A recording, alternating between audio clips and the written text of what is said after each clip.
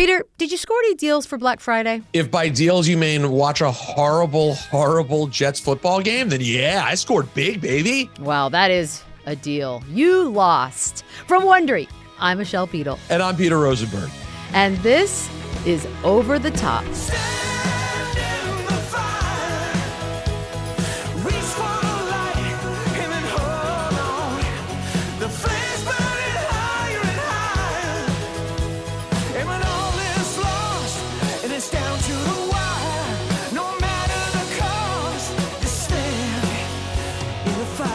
Here's how this show works. The best stories of the week in sports and pop culture face off to crown a champion and answer the simple question, what is the undisputed, most important thing on planet Earth this week? We're going to decide it the only way we know how, using Royal Rumble rules. We'll start with two stories, decide which one is more worthy to discuss and which one has to go.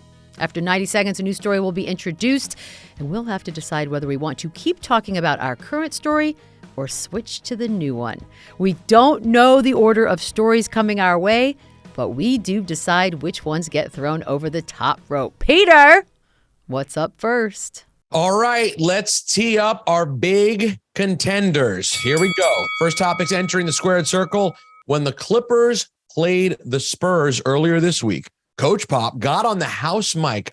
This was very, very interesting. And he schooled the fans, the professional crowd, the paid ticket buyers, schooled them about booing Kawhi Leonard. They, of course, then booed louder. I know you're proud, Beadle. And also the opponent across the ring, Bill Belichick and the Patriots. Wow, Pop and Belichick, couple of goats. Bill Belichick and the Pats were Tommy DeVito's latest victims. Yes, they lost to the Giants 10-7 in a barn burner on Sunday. I mean, must-see TV. You want to talk about your boy Pop schooling the San Antone crowd or Tommy DeVito beating the Patriots? Peter, we're going to go with Pop. So I will do the honors of throwing Bill Belichick, the Patriots. And you know what? Throw Tommy DeVito in there as well. Wait. Over the top. What do you mean, wait? I mean, I guess you have to, but I don't like that you're taking such joy in throwing him over the top. My smile's hurting my face. That's how joyful this entire situation is. Yeah, we're going to talk Pop here because I was there. I was working the game. We were calling the game. I thought he was grabbing the mic for like a medical emergency. When the words came out of his mouth, I immediately just looked to my right and thought, uh-oh, that's not going to end well. Because as a booer myself, a card-carrying proud member of the Boo Club, that's going to backfire, and it did. Immediately, he was followed by louder and more consistent boos that rained down from the rafters for the rest of that game and will continue to do so from here until the end of time. It was weird. I love Pop for doing it. Like, I just love that there's a guy who's been so good and around for so long and is so dear to the team and the community that he feels comfortable doing that, even if in fact the base then does not listen and says, no, we're going to boo more. I just like that he had the cojones to do it. It's the kind of thing you've seen Coach K do, right? But you don't generally see it at the pro level. So I love it from a theoretical standpoint, but like, is it really bad for them to boo Kawhi? No. As the great Lou Williams told me, there are boos that rain down, and then there are boos. And San Antonio boos, on the scale of boos, are some of the sweeter, more innocent, nice boos. There's no cussing following it. There's no throwing of items. It's a rite of passage for fans. If somebody does you wrong, or at least you feel like they did, that's how you show them. I think it's a sign of respect, quite frankly. How bad would it be to live your whole life and never be booed? It means you didn't matter. You know what? Fortunately, I won't ever have to live that because I've already been booed. And now you know exactly what I'm talking about. All right, I hear a goat. What is this? We're just starting the whole show off with the goats entering the ring. Tom Brady. So there's a lot of mediocrity in today's NFL. Alex Smith responded by saying, quote, he played in the most uncompetitive division in history.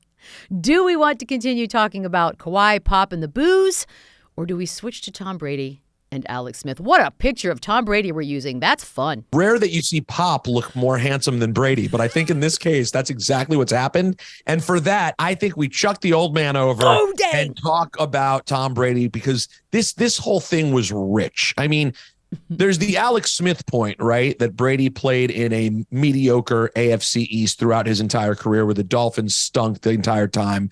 With the exception of a couple of Rex Ryan years, the Jets basically stunk the entire time.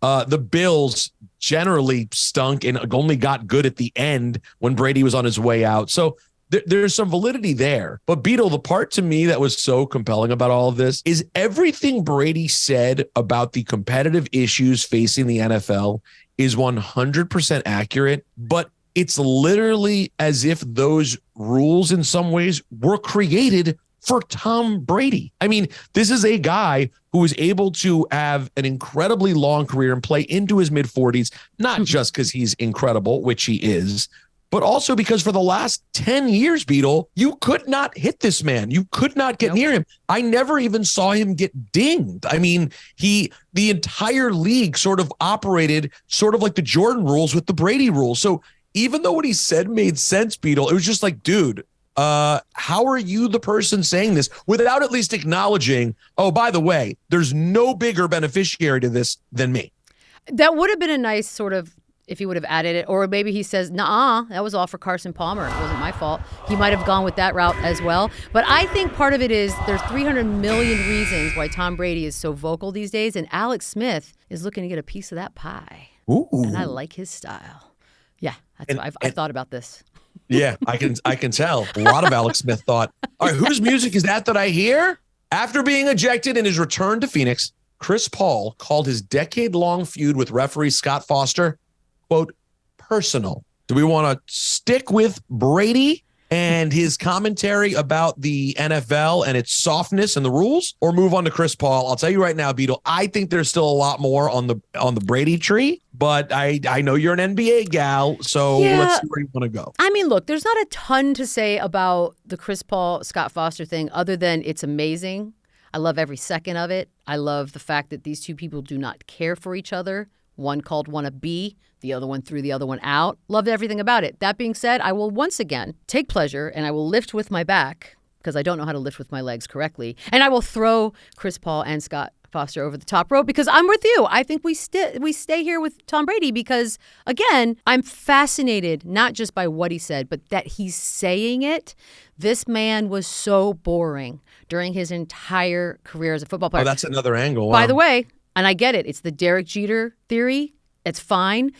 I find it kind of interesting and fun now that we're getting quotes out of Tom Brady. Quotes. Things that could be considered spicy even. Not where I thought this was going, and I'm here for it. I also thought he said something about the development of young players, that's not being done enough as well. And I again, have no issue with him saying that as well. Throwing some of these young kids into the fire, I don't know that it's good for their overall long-term careers, but who am I? I'm just a person consuming Tom Brady quotes. Listen, he said a lot that was true, and a lot I think could have been more specific. There are real problems with the NFL, particularly this year. You're seeing the quality of play is just generally ass across the board. I mean, even the teams that are really good are not really that good. I mean, Kansas City was down 14-0 to the Raiders this weekend. Yeah. Are the Bills good or nah? I mean, the Eagles are probably the best team in the league, and they lost to the Jets. Like, it's just hard to sort of put your finger on who's really great in this league right now. I think a major part of that, Beadle, is the fact that the Players Association and the league have agreed to let these teams play 90 games a year. It's only going to get worse. It's going to go from 17. They'll be playing 20. They'll get to the point where they do not practice at all. Fine. Because the bottom line is the money, the moolah, the cash. So they're not practicing. They're just playing games. And as a result, quality's down. There's a lot of issues throughout this league. Actually, I disagree completely. I like parity, even if it means the whole overall product's just slightly worse. Well, I didn't say I don't like the parity. Sounded like it. No, I like the parity. The fact that you have interesting games every week, I think is 100% compelling. But there have also been some bad weeks where you just can't find a game where the quality of play is good. Like, I'll say this for Buffalo, Philadelphia this week. It was a good game. Right? It wasn't a flawless game, but it was an endlessly entertaining game at least. Yeah, I agree with you on that. And poor Bills fans. All right, I hear new music. Oh, I actually hear new music, and it's getting louder. Maneater, anyone? Oh, yeah. Hate to see it. Daryl Hall filed a restraining order against John Oates. Say it ain't so. Do we want to Well continue done. talking? Thank you. Do we want to continue talking about Tom Brady and his wisdom?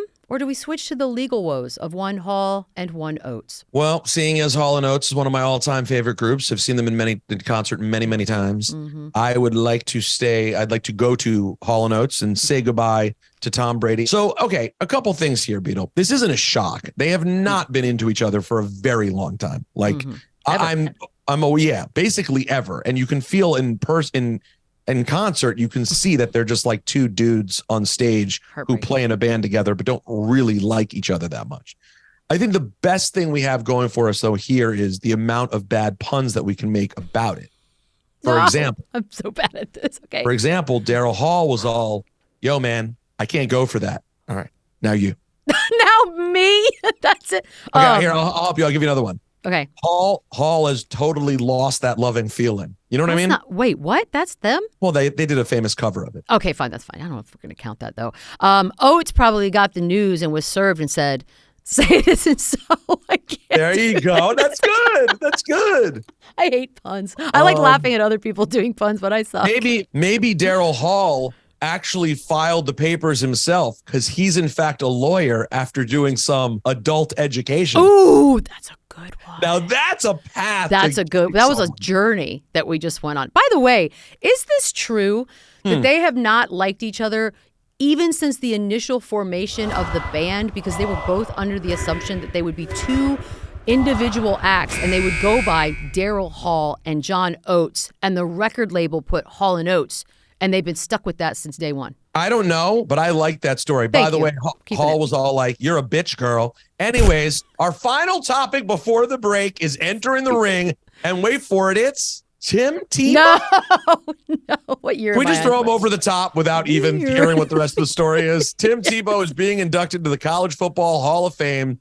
Do we want to move on to Tebow or continue to talk about the great Hall & Oates? There's a part of me that thinks this is a great opportunity to make fun of the University of Florida. You know what? I'm always up for it. All right, so let's do it.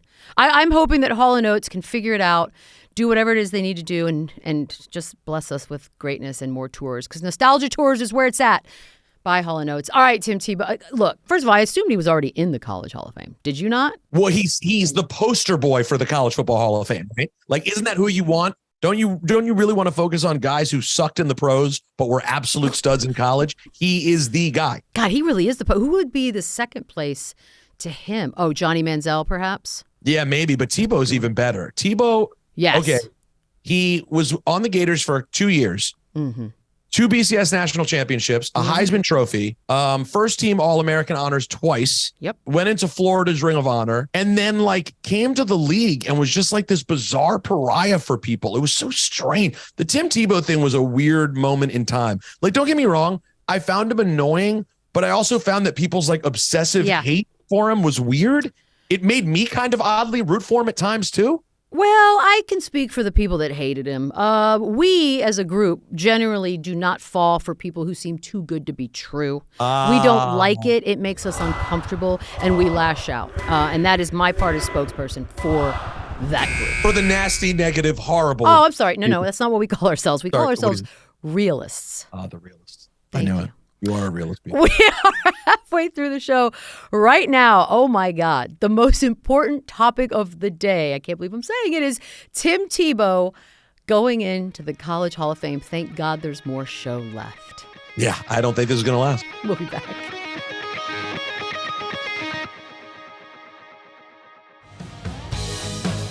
Welcome back to Over the Top. Man, Peter, I'm a little nervous as we move forward. What's our next challenger? All right. Well, we already know Tim Tebow is awaiting an opponent, and that opponent will be Thanksgiving halftime performance reviews. Dolly Parton's very, very good. Ooh. Jack Harlow, and not so much. Oh, man. Do you want to talk about your boyfriend, Jack Harlow, and the great Dolly Parton, or do you want to stick with the Tebow? Nope. Don't want to stick with Tebow. And I'll be honest with you, you could have put any topic there and I would have chosen that. But it just so happens I like this one. So, Timothy Tebow, we bid you adieu, sir. And we are going into the Dolly Parton, Jack Harlow of it all. You know what? I am actually glad this is coming up, Peter. Dolly Parton can do no wrong in my eyes. She's amazing. I love her. I was just enthralled. But I do want to ask you about the Jack Harlow of it all. Was it that bad? I mean, I felt like it was just a show. So it's funny that you say that, right? Like I posted a little IG story of it just because I like Jack and I wanted to show support. Like, hey, I'm seeing you, bud. There you go. And like people were like replying to my story, like, yeah, worst ever, right? I mean, it sucked. And I was like, okay, am I sending it straight to the Rock and Roll Hall of Fame for all-time best performances? No. Nope. However, have you ever seen any of the other halftime performances at the Lions games? The Thanksgiving halftime shows for Detroit are always weird because Super Bowl halftime performances are friggin' weird too. Yep. But they spend $1 billion making it that fake. They have the fake crowd on the field. They do the whole thing to make you forget the weird coldness of this fake concert. Whereas at the Thanksgiving halftime show, your management has to say yes to you getting it because it's a national TV look. Everyone's watching the game. I'm sure they pay you a nice chunk of cash, probably a nice little 6-figure check to show up in Detroit for a couple hours. And you get to bring your friend with the blue hat. You bring your friend with the blue hat. Don't know why he was the one, but whatever. That's his guy. So, okay. But the performances are weird. They're always weird. It's not a natural way to perform. So I don't know why everyone was killing Jack. And yeah, Dolly Parton is like 78. I mean, she's killing it. 78. She's up there in a cheerleader uniform, killing it. Am I allowed to say, will it sound bad in 2023 if I say I'd still holler? I would holler. How could you not? I think I know. I think we're on the same page. Yeah, I love her. I took pictures of her on my TV because I was in awe. She's the best. And by the way, I didn't think the Jack Harlow thing was bad. He played the songs I wanted to hear. We're good. Yeah, but you're biased. We know how you and Jack are about each other. First of all, shut up. Okay, my turn. This next challenger is frightening. Francis Ngannou is likely, I'm putting quotation marks around that, to fight Deontay Wilder in a hybrid rules bout in the PFL in 2024.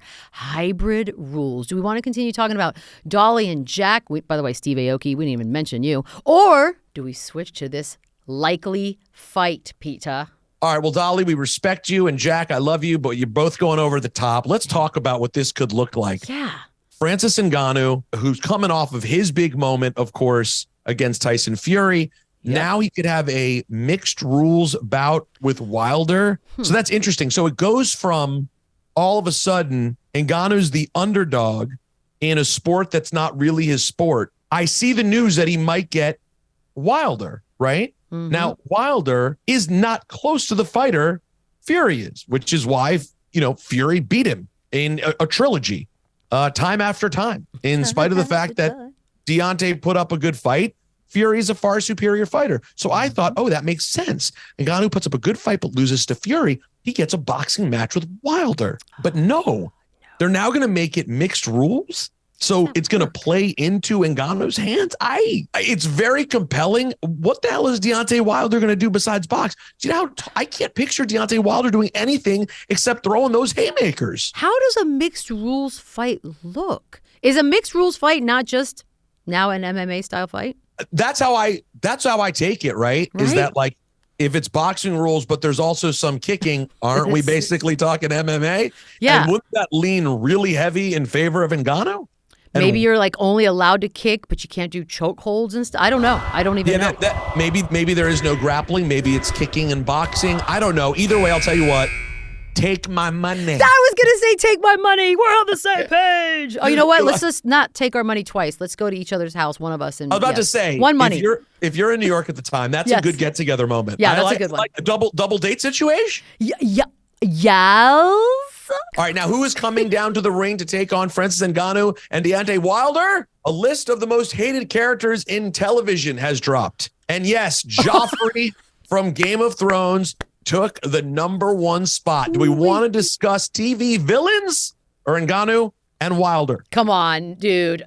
Look, we're going to watch that fight. They don't need to sell us any more on it. We're in. You had me at hybrid. Gentlemen, if you don't mind showing yourselves out kindly and gently, thank you so much. But my goodness, to talk about the Grayson Allen of television, yes, please. Hateable, yes. Punchable, Yes. Murdered by people on his own show.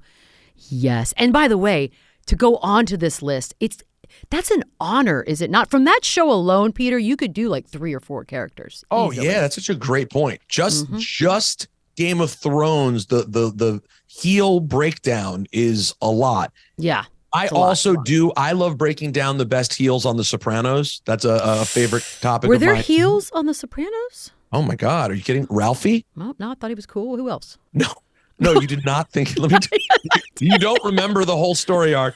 Richie Yes, Aprile. I do. Oh, he was fun. He was great. He had a spark in his eye. No. He was a really bad guy. Fair enough. All right. Who else? Ralph Macchio. Then, of course, the guy from New York at the end, the last boss in the final season of Sopranos. Oh, God. Yes. No, Johnny Sacks guy. Also misunderstood, but I could see where you would think he was hateable. Sure, maybe. But either way, Joffrey, no one's arguing with Joffrey, no one's right? Arguing with Joffrey. Do you think if you're the actor that played Joffrey, that you took that news and went, I crushed it. I absolutely crushed it. Oh, how do you not? I don't know. Some people are sensitive. Maybe he was like, I didn't think I was supposed to be hated that much. What about Newman from Seinfeld? I love Newman from Seinfeld. That's the best character. You love all the heels. Is that not supposed to be the best one? This is actually happening. Is that cult of personality? It's happening. Hell has officially frozen over. CM Punk made a shocking return to WWE after I can't believe it's been 9 years. It happened this weekend at Survivor Series. So do we continue talking about hateable, fictional characters led by Joffrey, or switch to the return of Phil Brooks? Peter? I would like to go to CM Punk. I knew you would. Yeah, I would. How about you? You good with that? I'm fine. Look, he and I used to be friends. We had a falling out. It was public knowledge because it was witnessed by the public. I wish him nothing but the best, but I am a little shocked that he's back. I'm happy, though, because there's never been, for my money, anybody better on the mic. So I'm shocked it's happening. I'm pleasantly surprised. But you must be thrilled. Well, yeah, the way I found out was just fascinating. I did not know. I was there. People thought I gave a tip during the kickoff show. Like I hinted to it totally by accident. Wait, what was the tip that people thought was a tip? We were in Chicago. Right. By the way. And so the fans behind us at the kickoff show, they were chanting CM Punk on and off the whole night. But at the beginning of the show, when everyone's cheering, I was like, we're in front of the fans, some of the best in the world. And everyone thought that because I said best in the world, which, if you don't know, if you may not be a WWE or a wrestling fan, is one of Punk's things, best in the world. So people thought I was saying something. I was not. That's awesome. In fact, I was sure it was not going to happen.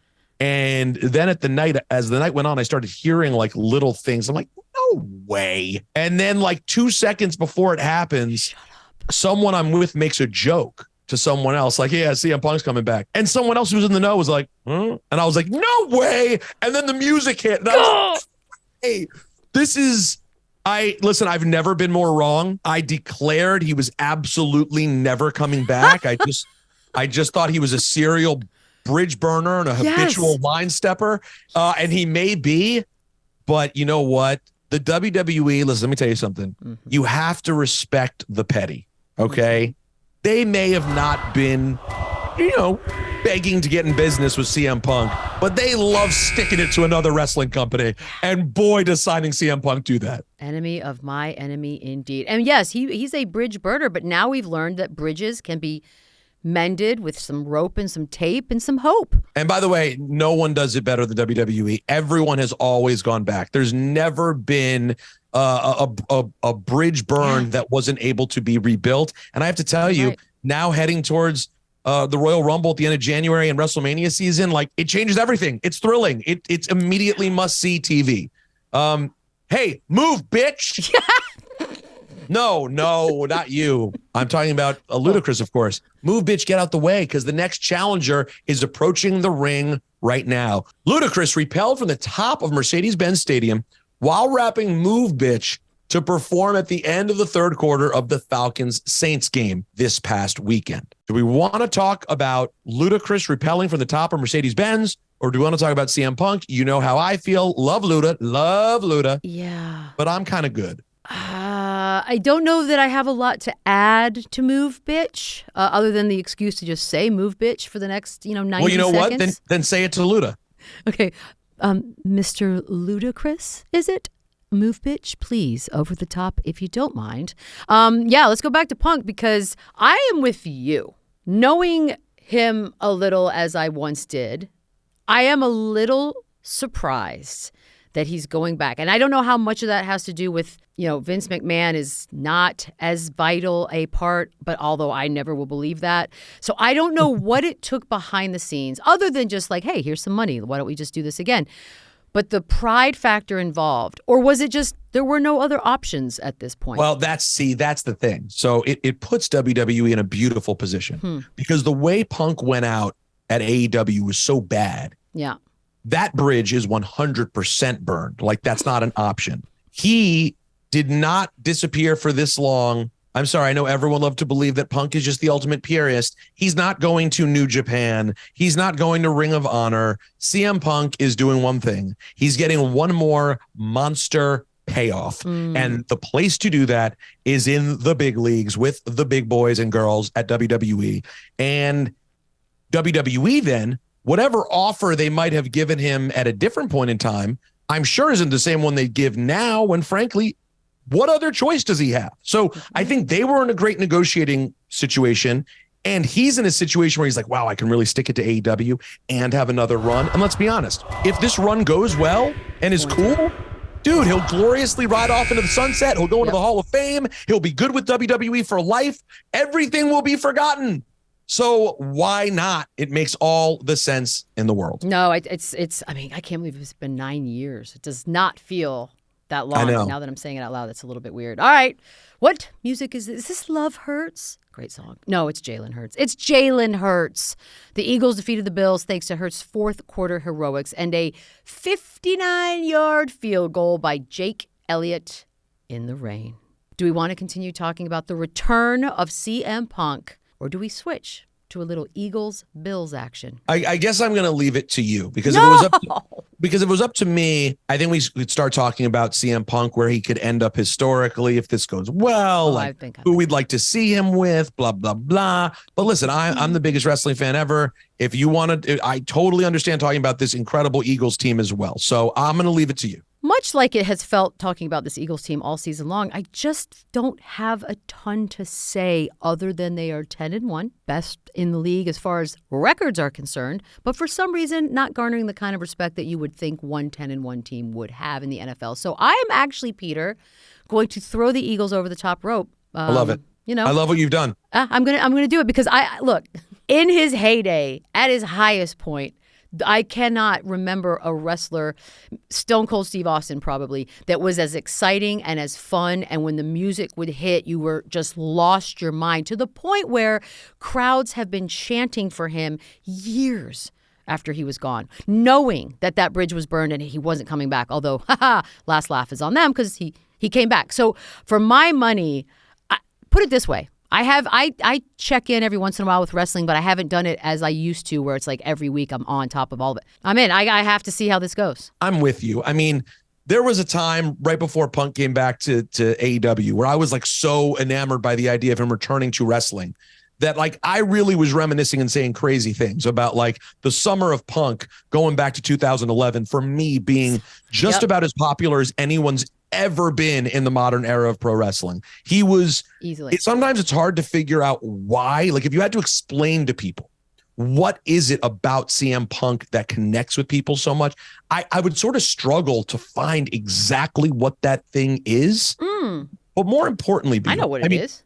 What is it? It's the idea of being anti-authority while still sort of dominating within that world. But, I think it started also as like he was straight edge and he did his own thing and he didn't look like the other guys. And he kind of had like an average build. Like people relate to that, I think. No, I think that's right. He took the stone cold anti-authority thing, mixed with the straight edge and this like, how could you really be a tough guy? Like you don't look like your typical tough. It was a Chicago twist on Stone Cold. Stone Cold's Texas. Most importantly, though, why don't you tell us what happened between you and Punk? I'd like to mend this. It was at one of their events. I believe it was in Seattle or Portland. It was definitely Pacific Northwest. WWE asked me to come host it. I was with John Cena doing a thing. But beforehand, Triple H was taking me around. I had my assistant at the time. And yes, there was a time I had an assistant. Wow, these were the years. But he and I had been friends. Like, we had gone to lunch. We'd hung out before. I'd seen him in Chicago. Like, this was a thing.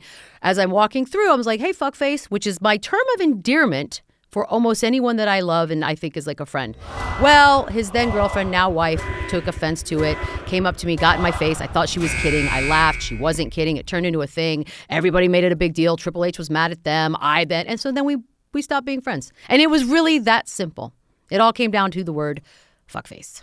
I have to tell you, it's an amazing story. I actually already knew it when I asked. I just didn't know. Did you think I was going to lie and make up something better? I know you're a straight shooter. You got to tell it again. I just wanted people who didn't hear it to get to hear it because it's a wild story. Like, it is dumb. One day, when I get my CM Punk interview at some point here, I got to ask.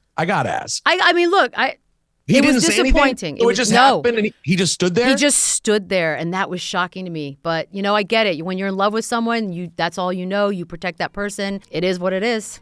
But I'll never forget it. It was such an awkwardly weird moment to be a part of. I'm not going to lie. It is. Wow. I thought she was kidding. I still do. But I know what you mean. All right, well, guess what? That's it. That's 90 seconds. We've come to a decision. Dang. The new, undisputed, most important thing on planet Earth this week is the return of CM Punk to WWE. You think we got it right? Let us know. But that's it for us, Beadle. We did it. Dude, we did another one. Woohoo! There you have it, folks. We will do it again next week. That's right. We'll get together and determine the only thing you need to care about and what goes over the top. Good night, fuck faces.